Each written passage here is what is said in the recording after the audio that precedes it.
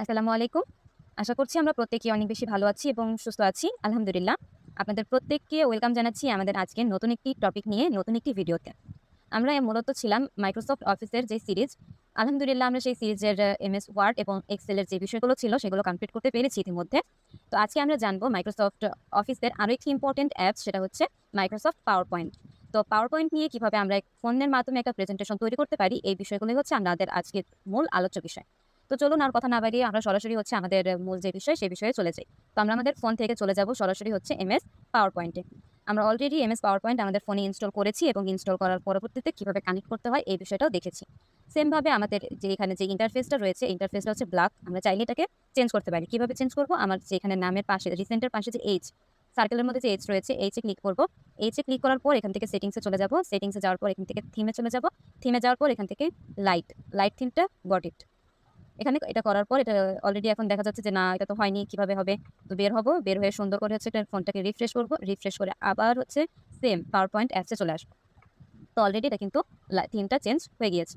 এর পরবর্তীতে আমাদের কাজ কি? আমরা যেহেতু নতুনভাবে কাজ করব, তাহলে আজকে যেহেতু এমএস পাওয়ার পয়েন্ট নিয়ে প্রথম যেই বিষয়, প্রথম ভিডিও, তো সেই ক্ষেত্রে হচ্ছে আমরা প্রথম ভিডিওতে দেখব এমএস পাওয়ার পয়েন্টের কোথায় কোন টপিক বা কোথায় কোন বিষয়গুলো রয়েছে। তো আমরা এখানে হচ্ছে সরাসরি হচ্ছে প্লাস অপশনে ক্লিক করব। প্লাস অপশনে ক্লিক করার পর আমরা এখান থেকে হচ্ছে ব্ল্যাঙ্ক পেজ, এটা ব্ল্যাঙ্ক পেজে ক্লিক করব।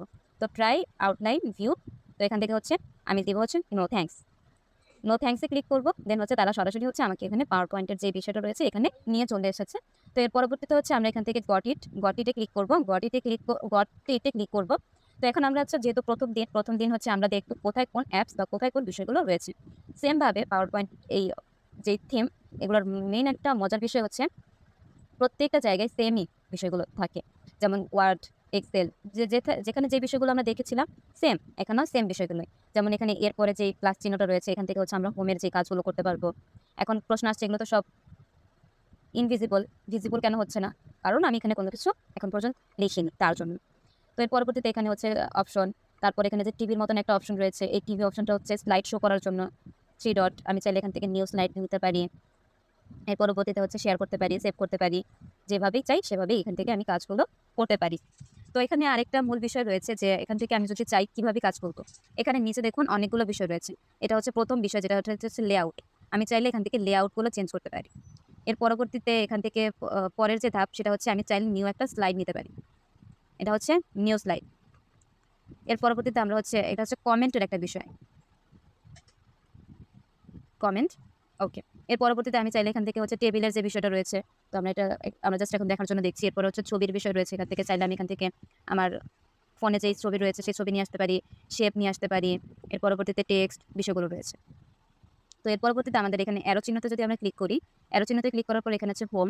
হোমের মধ্যে কী কী বিষয় রয়েছে? হোমের মধ্যে আমরা দেখতে পাচ্ছি এখানে হচ্ছে ফন্ট থেকে শুরু করে font size, bold, italic, underline, colour, তারপর হচ্ছে বুলেট, এই টোটাল বিষয়গুলো এখানে থাকবে। এখন এগুলো তো কিছু শো করছে না কেন?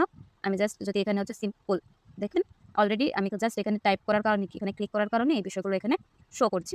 তো এর পরবর্তীতে এখানে হোমের পরে রয়েছে ইনসার্টের মধ্যে রয়েছে আমি যদি চাই নিউ আর একটা স্লাইড নিতে, এখানে ক্লিক করলে আমার নিউ আর একটা স্লাইডে চলে এসেছি আমি। এর পরবর্তীতে হচ্ছে আমাদের এখানে কমেন্ট, টেক্সট, আমি যদি টেক্সট বক্স লিখতে চাই, কারণ নর্মালি কিন্তু এখানে কোনো কিছু লেখা যায় না।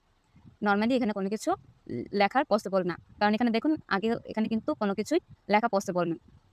এর পরবর্তীতে এখানে টেবিলের বিষয় রয়েছে, পিকচারের বিষয় রয়েছে, ভিডিওর বিষয় রয়েছে, audio, shape, smart art.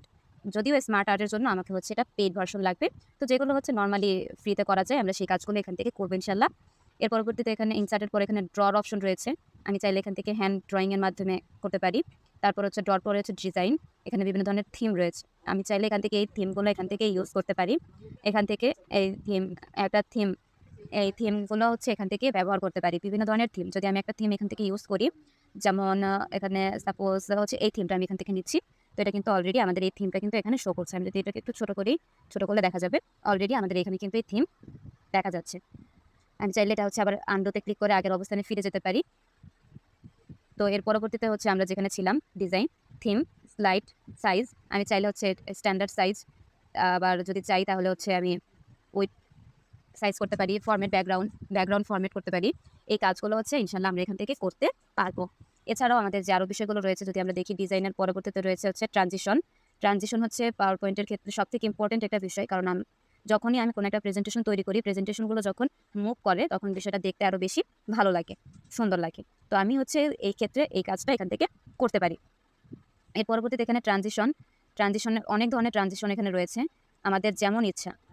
Total অনেক ধরনের ট্রানজিশন এখানে আমরা এখান থেকে হচ্ছে সকল ধরনের ট্রানজিশন এখানে ইউজ করতে পারি। যেমন যদি এইটা ইউজ করি, যদিও এখন দেখা যাবে না, এটা স্লাইড শো করলে দেন হচ্ছে স্লাইড শো করলে এখন দেখা যাবে মূলত। এর পরবর্তীতে ট্রানজিশনের পরে এখানে রয়েছে অ্যানিমেশন। আমি চাইলে এখান থেকে অ্যানিমেশন দিতে পারি, তবে এগুলো শো করছে না কেন? কারণ সিলেক্ট করার পরে এগুলো শো করবে, নর্মাল বিষয়। এর পরবর্তীতে স্লাইড শো। আমি যদি স্লাইড শো করতে চাই ফ্রম বিগিনিং, মানে আমি ফার্স্ট পেজ থেকে স্লাইড শো করতে চাচ্ছি, নাকি হচ্ছে আমি নর্মাল কারেন্ট যে স্লাইড শো আছে এটা থেকে করতে চাচ্ছি, এটা হচ্ছে এই বিষয়গুলো আমি এখান থেকে করতে পারি। তারপর হচ্ছে রিভিউর যে বিষয়টা রয়েছে, স্মার্ট লুকআপ, মানে অনেক বিষয় এখান থেকে রয়েছে, ভিউ অপশন রয়েছে, ডিরেকশনের যে বিষয়টা। এরপর হচ্ছে শেপ। আমি চাইলে এখান থেকে বিভিন্ন ধরনের শেপ ইউজ করতে পারি, insert, shape, style, fill, outline, arrange. এই টোটাল বিষয়গুলো আমি এখান থেকে খুব সুন্দর করে করতে পারি। তো আমাদের যে বিষয়গুলো রয়েছে এখান থেকে আমাদের মূলত এই বিষয় এখানে ট্যাবের যে বিষয়টা রয়েছে। এরপর হচ্ছে আমি এখান থেকে যে স্লাইড শো কথা বলেছি, আমি যদি এখান থেকে স্লাইড শো করি তাহলে মূলত কেমন দেখা যাবে? স্লাইড শোটা এরকম দেখা যাবে যে আমি একটা ট্রানজিশন এখানে ব্যবহার করেছিলাম। তো চেঞ্জ করতে গেলে আমি জাস্ট নর্মালি হচ্ছে এখানে স্ক্রিনে ক্লিক করলেই হয়ে যাবে। এটা হচ্ছে আবার পুনরায় চলে এসেছে। তো মূলত আমাদের যে এখানে যে কাজগুলো রয়েছে, আমি এখান থেকে যদি আরও নিউ স্লাইড নিতে চাই তাহলে নিউ স্লাইড আমি কোথা থেকে নিব? নিউ স্লাইড নেওয়ার জন্য হচ্ছে আমাদের এখানে যে প্লাস অপশনটা রয়েছে, এই প্লাস অপশনে ক্লিক করলে আমি কিন্তু এখান থেকে নিউ স্লাইড আমার যত ইচ্ছা, যতগুলো প্রয়োজন আমি ততগুলো নিউ স্লাইড কিন্তু এখান থেকে নিতে পারবো। তো এই ছিল আমাদের যাবতীয় যে বিষয়গুলো। চাইলে এখান থেকে হচ্ছে এখানে আমি টেক্সট এখান থেকে লিখতে পারি, হ্যালো, হাই, হ্যালো। এই বিষয়গুলো হচ্ছে আমরা এখান থেকে দিতে পারি। পাশাপাশি এখান থেকে হচ্ছে নোট করার একটা বিষয় আছে, ফাইন্ড করার একটা বিষয় আছে। চাইলে কোনো একটা বিষয় আমরা এখান থেকে ফাইন্ড করতে পারি। লেআউট চেঞ্জ করতে পারি। যেমন এটা হচ্ছে টাইটেল স্লাইড। যখন আমার কোনো কিছু টাইটেল লেখার প্রয়োজন হয় তখন আমি এই লেআউটটা ইউজ করতে পারি। পরবর্তীতে আমার যদি মনে হয় যে না আমি হচ্ছে সেকশন বা টু কন্টেন্ট, একসাথে টু কন্টেন্ট টাইপ করতে চাচ্ছি, তখন এটা দিতে পারি। এরপর হচ্ছে টাইটেল অনলি, শুধুমাত্র টাইটেলটা থাকবে, এটা দিতে পারি। মানে আমাদের ইচ্ছা মতো যখন যেটা প্রয়োজন। আবার যদি মনে হয় যে না আমি হচ্ছে একটা ছবি দিব আর একটা লেখা দিব, তো এইভাবে এই কাজটা করতে পারি। আবার মনে হলে না আমার হচ্ছে একটা ব্ল্যাঙ্ক পেজ হলেই এনাফ, আমি এখানে ব্ল্যাঙ্ক পেজও নিতে পারি। তো আমাদের আজকের যে ভিডিওর যে টপিকটা ছিল, এই টপিকটা মূলত এতটুকু পর্যন্তই ছিল। আপনাদের প্রত্যেককে অনেক বেশি ধন্যবাদ আমাদের আজকের যে পাওয়ার পয়েন্টের যে বেসিক বিষয়গুলো ছিল সেই ভিডিওটা শুরু থেকে শেষ পর্যন্ত এত মনোযোগী হয়ে দেখার জন্য। এবং আমি বিশ্বাস করি আজকের পর থেকে আপনাদের পাওয়ার পয়েন্ট নিয়ে কোনো প্রবলেম হবে না, যে পাওয়ার পয়েন্টের কোথায় কোন বিষয়টা রয়েছে এবং কোথায় কিভাবে কাজগুলো করা পসিবল হয়। তো আজকের এই ভিডিওটা এই পর্যন্তই। সকলকে অনেক বেশি ধন্যবাদ। আমরা নেক্সট আরেকটা ভিডিও নিয়ে আসবো কিভাবে এই বিষয়গুলো দিয়ে কাজ করা যায়, ইমপ্লিমেন্ট করা যায়। তো প্রত্যেকে অনেক বেশি ধন্যবাদ। ভালো থাকবেন, সুস্থ থাকবেন। আল্লাহ হাফিজ। আসসালামু আলাইকুম।